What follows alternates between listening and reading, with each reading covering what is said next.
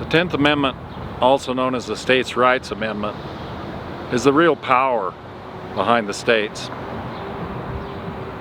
If you read it, it says anything not delegated to the federal government in the United States Constitution is reserved for the states or the people. Well, the United States Constitution is pretty clear that the powers of the federal government are limited. If you read Article 1, Section 8 of the United States Constitution, you'll find a list of things that the federal government does have power over. And you also find that most of those things have to do with matters outside the borders of the United States. Military issues, trade, immigration, those sort of things. The rest of the issues were meant for the states. And I think that's where this whole country's gotten off, is that we allowed the federal government to grow out of control, and they took on powers that they really didn't have. If I'm the next governor of Wyoming, we're going to correct that. We're going to challenge every power that they've claimed that's not in the Constitution. We're going to take it back in the state. And the big one, the one that I've campaigned on and have written a book on, is the public land transfer. In the same power section in Article 1, Section 8, Clause 17, it defines what the federal government can own for land. 10 miles square, which became the seat of the government, D.C., military bases throughout the United States, and other needful buildings. And that was it. But some way they claim over 25% of the United States right now as their property. And if I'm the governor of Wyoming, that's going to change. Because with the Biden administration, the moratorium on oil and gas and other fossil fuel permits is destroying the state of Wyoming.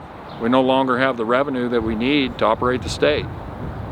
Now, there are ways to diversify the economy, but we've got to stay strong on our fossil fuels. That's the bottom line.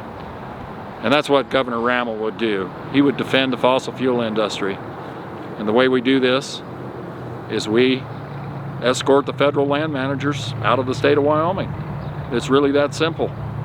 Some people don't think that it can be done, but the governor has the power with the 10th Amendment to have the federal land managers leave the state. And that's what I want to do.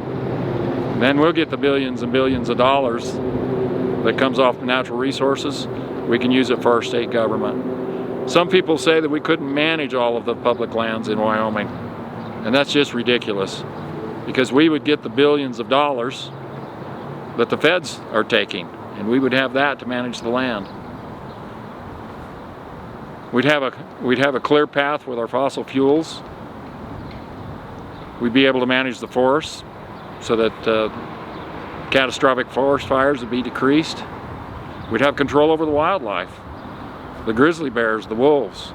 We could reduce their population when they got out of control. There's just so many things that we can do if we have the land. And then the state can manage that land, and we can make full access to the whole thing. It would be the greatest states' rights victory in United States history. And I think all the other states would join us. And then we can start putting the federal government back in its limited role, dealing with mostly things outside the United States.